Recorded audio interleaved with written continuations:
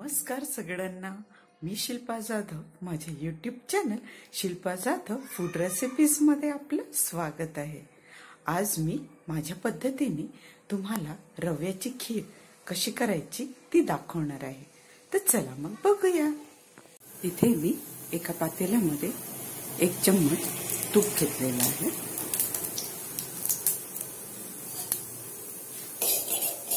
तूप व्यवस्थित तापून घ्यायचं.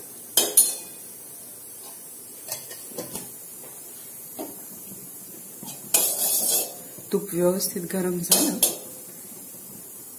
की आता त्याच्यामध्ये आपण 1 वाटी रवा टाकूया.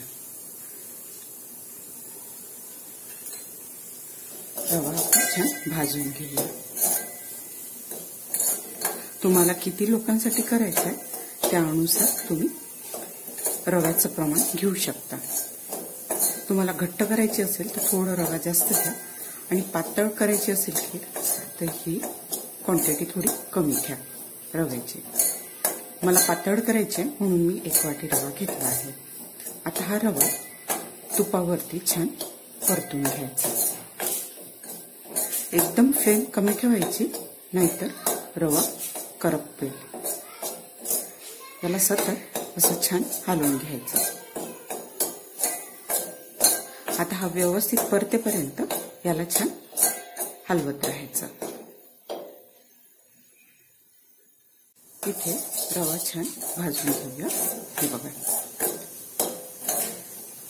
याचा रंग चेंज होऊ द्यायचा नाही म्हणून याला सतत हलवत राहायचं. आता याच्यामध्ये आपण ड्रायफ्रुट्स टाकून घेऊया. याच्या सोबतच भाजून घ्यायचे, याला वेगळं भाजायची गरज नाही. ही पटकन होणारी खीर आहे, त्याला जास्त वेळ लागत नाही. आपल्याला सुचत नसेल की पटकन काय गोड बनवायचं तर ही खीर तुम्ही नक्की करून बघा. आता ड्रायफ्रुट्स आणि रवा दोन्ही व्यवस्थितपणे आपण आता भाजून घेऊया. इथे आता आपण रवा आणि ड्रायफ्रुट्स दोन्ही व्यवस्थित भाजले गेले आहे. बघा, ड्रायफ्रूटला रव्यासोबतच होऊ द्यायचं. ते झाले आहे. आता याच्यामध्ये आपण दूध टाकून घेऊया. फ्लेम एकदम कमी ठेवायची. मी इथे 2 वाटी दूध टाकत आहे. हे गाईचं दूध आहे म्हणून हे ऑलरेडी पातळ असते.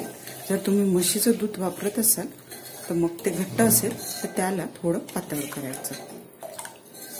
हे बघा, तुम्हाला किती पातळ आणि किती घट्ट हवे त्यानुसार तुम्ही दूध वापरू शकता.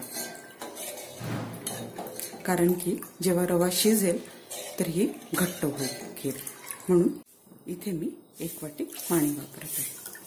2 वाटी दूध आणि 1 वाटी पाणी असं मी प्रमाण घेतलं आहे. आता याला छान उकळी येऊ देपर्यंत याला छान उकळी काढून घेऊया. दूध टाकताना फ्लेम कमीच ठेवायचं. रवा भाजताना पण फ्लेम कमीच ठेवायची. आता याला छान उकळी काढून घेऊया. इथे दुधाला थोडीशी उकळी आली की आपण याच्यात साखर टाकून घेऊया. मी 1 वाटी साखर टाकत आहे. तुम्हाला किती गोड पाहिजे त्या अंदाजाने तुम्ही साखर यूज करू शकता. आता साखर आणि दूध व्यवस्थित याला उकळी येऊ देऊया. ते बघा, खीरला छान उकळी आली आहे. हे बघा, आता याला छान उकळू द्यायचं. आणखी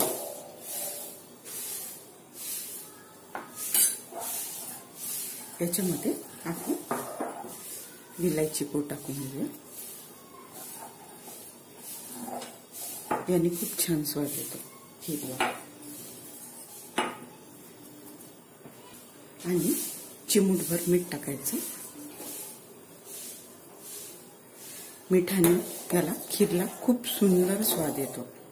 त्याची चव वाढते मिठाने, म्हणून थोडं मीठ टाकायचं, जास्त नाही, फक्त चिमूटभर मीठ टाकायचं. आता याला छान शिजू देऊया. कमी वेळेमध्ये खूप छान आणि स्वादिष्ट खीर होते ही. हे बघा, जशी जशी घट्ट होईल की नाही शिजेल तर ती आणखी त्याला छान स्वरूप येतो. हे जसं जसं शिजणार ते तशी तशी घट्ट होईल. हे बघा. आता याच्यामध्ये आपण हा किसलेला खोबरा आहे हा टाकून देऊ. तुमच्याकडे ओलं खोबरं आहे, सुकं खोबरं आहे, जे असेल हा याच्यामध्ये वापरून घ्यायचा. खोबऱ्याने खूप छान स्वाद येतो याला.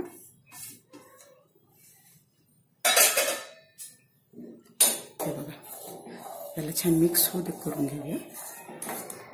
जेव्हा खाताना दाताखाली ते खोबऱ्याचे छोटे छोटे कणी येतात ना, ड्रायफ्रुट्स येतात, कणी येतात, ते खोबऱ्याचे खूप सुंदर लागतो तो. आता याला मध्यम एकदम कमी याच्यावरती याला छान होऊ द्यायचं.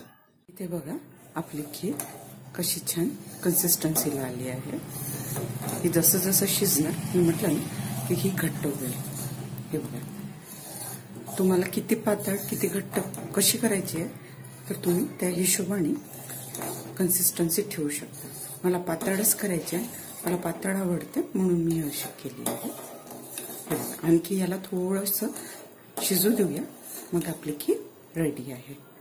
बघा किती छान याला रंग आणि स्वाद दोघाला पण एकदम A1 आहे ही खीर. इथे बघा आपली खीर मस्त रेडी आहे. हे बघा काय रंग आला हे याला, आणि स्वादला पण तेवढीच स्वादिष्ट राहणार आहे ही. तुम्ही ही छान गरमागरम खीर पुरी सोबत छान किंवा असंच तुम्ही एन्जॉय करू शकता. तुम्ही नक्की ह्या पद्धतीने करून बघा. रेसिपी आवडल्यास लाईक, शेअर, कमेंट आणि सबस्क्राईब करा. आणखी तुम्हाला कोणती रेसिपी बघायला आवडेल मला कमेंट करून नक्की सांगा. स्वस्थ राहा आणि मस्त खा. थँक्यू.